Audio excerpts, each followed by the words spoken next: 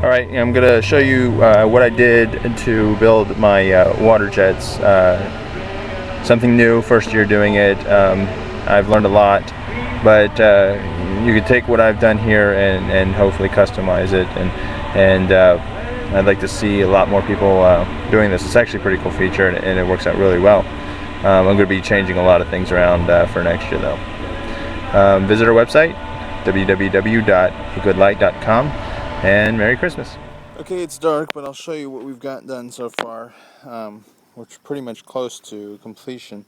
I'm going to be building a box over this just to keep it out of the weather, but again, we've got our half horsepower pump feeded from our main, what would be about 30-gallon bucket. And we've got, obviously this is all 1 inch. It comes up to our valves, sprinkler valves. Alright, and then it's reduced to 1/2 inch. And what I've done in this case is what we have here is we have one main bucket in the middle, which there's going to be one valve there, or one jet, let me put it that way there. And then we've got 4 over here, 1, 2, 3, 4. And it's going to be mirrored over here as well, 1, 2, 3, 4. Okay. Pretty simple. Have glued most of these pipes, well actually all of what you're seeing now, together, and they feed, the first channel is going to feed this first bucket and that first bucket, and then we have drilled holes through this plastic bucket here, and then inside you'll see what we've done. This is obviously the feed line that'll bring the water in and shoot out of this jet. Okay. These it's what I decided to use with the amount that I've got, with the amount of pressure I have. You can get these from any Home Depot, Lowe's, any store really, in the sprinkler section. It screws into a 1/2 inch, it reduces it down. It's for a drip line, but it's at about a 1/4 inch, I think, is what it is. They're really inexpensive, and because I don't have a huge water pump, I have to go pretty small to get the jets to shoot up quite a distance. With all 7 jets on, I could probably get it. I had to test it out, and I got it shooting up. I'll get that on later. About just over 5-6 feet up in the air. So in certain circumstances where I'm only have 2 jets on, it'll shoot up quite a bit. These pipes that are coming across here that are not hooked up to anything are obviously just return water pipes.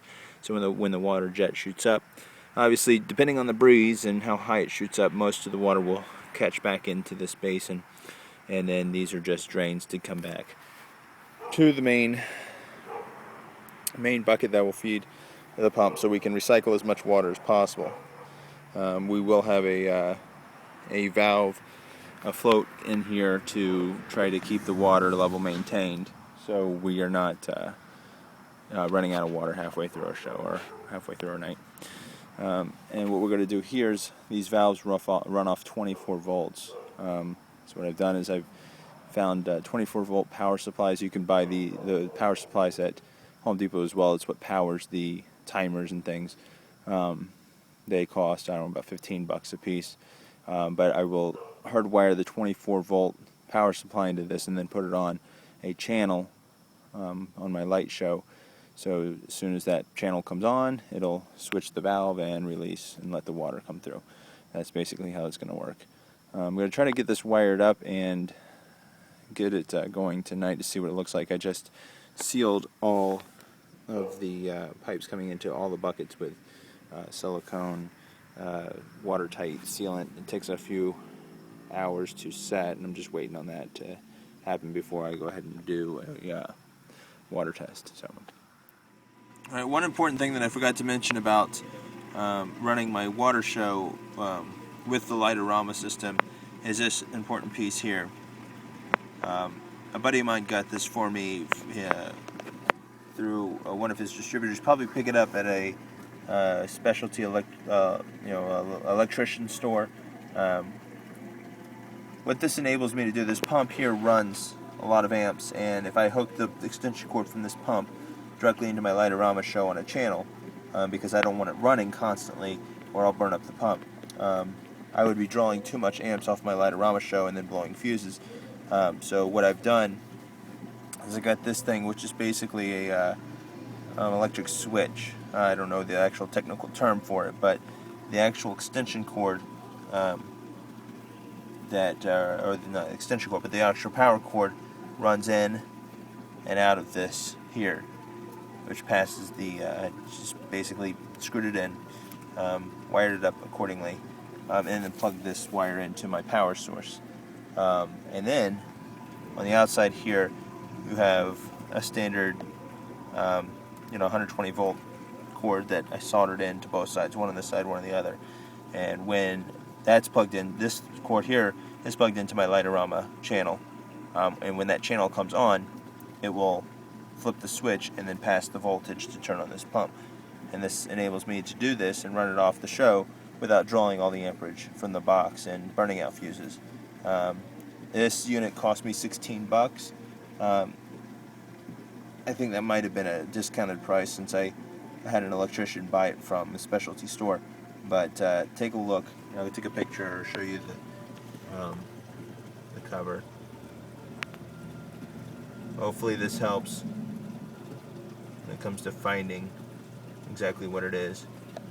But this is important to wire up, in my opinion, on anything, whether it be this pump or if you have any type of high amperage fans or anything to that nature that you want to hook up to your show. And then you can see my rat's nest, and you see the power supplies that I have hooked up to run each valve. Those can be directly plugged into the show with no problems. Right, there are the jets in action.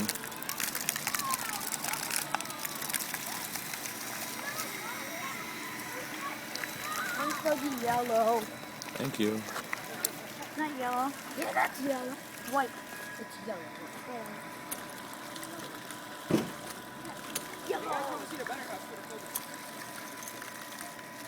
Why do you have a garbage truck here? And obviously they're just coming out.